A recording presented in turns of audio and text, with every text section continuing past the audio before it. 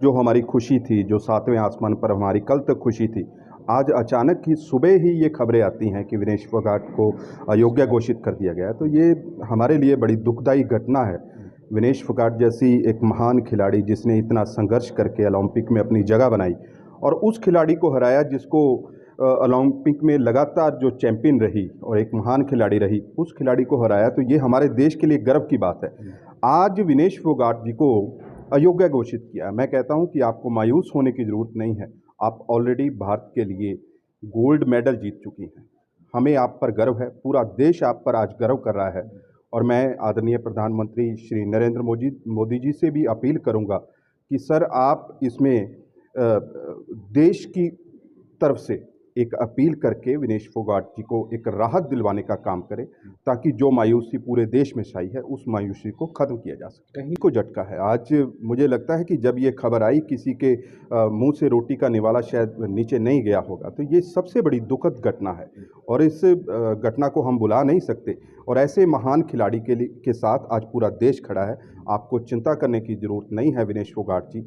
आप हमारी बहन हैं, आप देश की बेटी हैं, आप हमारी आस हैं और हमें उम्मीद है कि हमारे साथ न्याय होगा। कि निरंतर मैं पिहोवा के लोगों के बीच में जा रहा हूँ। निरंतर 2003 से लेकर आज 2024 आ गया है। निरंतर मैंने लोगों के बीच में रहकर लोगों की सेवा करने का कार्य किया है। चाहे हमें स्टूडेंट पॉलिटिक्स में रहे, छात्र हितों की बात करने की बात रही हो, चाहे अब मेन पॉलिटिक्स में आकर लोगों की बात करने की, उनके मुद्दे उठाना, उनके काम करवाना। तो ये सारी बातें मैंने अपने राजनीतिक जीवन में ये सफ़र तय किया है और लोगों के बीच में जाकर लोगों की सेवा करने का मैंने निरंतर जो काम किया है। लोगों की अपेक्षाएं होती हैं और लोगों की अपेक्षाएं होती हैं कि लोगों के ज़्यादा से ज़्यादा काम हो। जो मेरी जो दिली इच्छा है, मैं तो ये चाहता हूँ कि हमारी मेडिकल फैसिलिटी और हमारी जो एजुकेशन पॉलिसी है वो इतनी अच्छी होनी चाहिए कि लोगों को राहत प्रदान हो। मैं चाहता हूँ कि हमारे पेड़ों में एक खेल स्टेडियम बने और किसानों के लिए शुगर मिल लगे, ताकि जो किसान गन्ना लगाना चाहते हैं, और हमारा एरिया वैसे भी पैडी एरिया है, जो पानी नीचे जा रहे हैं, मैं चाहता हूं कि वहां पर कहीं ना कहीं गन्ना मिल लगाकर सभी किसानों को राहत प्रदान हो और किसानों का जो रुझान है गन्ना लगाने की तरफ, और जो हमारा पानी नीचे जा रहा है उसे भी कहीं ना कहीं हम रोक सकें। जैसे मैं तो पहले ही कह चुका हूँ कि एक अच्छा स्पोर्ट्स स्टेडियम होना चाहिए। वो हमारे कुरुक्षेत्र जिला में अभी तक नहीं बनाया है, उसकी तैयारियां भी चली हैं, लेकिन अभी तक उसको पूरा ही नहीं कर पाए, जहाँ वो किसी कारणों से रुक गया। मैं तो ये चाहता हूँ कि एक अच्छा स्पोर्ट्स स्टेडियम बनकर खिलाड़ियों को राहत प्रदान होनी चाहिए, ताकि ज़्यादा से ज़्यादा हमारे जो खिलाड़ी हैं वो ओलंपिक खेल सकें।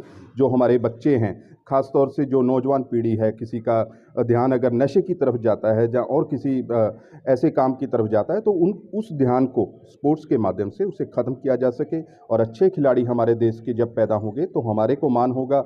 आज एक विनेश फोगाट अयोग्य घोषित हुई है, मैं कहता हूं कि कल को हजारों विनेश फोगाट हमारी जो बहनें हैं, उस विनेश फोगाट हमारी जो बहन अयोग्य घोषित हुई है उसके साथ कंधा से कंधा मिलाकर ओलंपिक में मेडल जीतने का काम करेंगे। बहुत बड़ा मुद्दा हमेशा से पिहोवा का रहा है कि सरस्वती जो नदी है वो साफ होनी चाहिए, उसका चलता पानी होना चाहिए। हमारी पिहोवा धर्मनगरी एक धार्मिक नगरी है, जहाँ पर मैं समझता हूँ कि पूरे भारतवर्ष से लोग यहाँ पर माथा टेकने आते हैं, श्रद्धा का केंद्र है। और हम चाहते हैं कि जो सरस्वती का जो जल है वो चलता होना चाहिए और उसकी साफ सफाई जो बड़ी ही अच्छे तरीके से होनी चाहिए, क्योंकि पूरा भारतवर्ष का कोई भी नागरिक यहाँ पर आए, अपना श्रद्धा लेकर यहाँ पर आए, तो उसे एक अच्छा महसूस हो।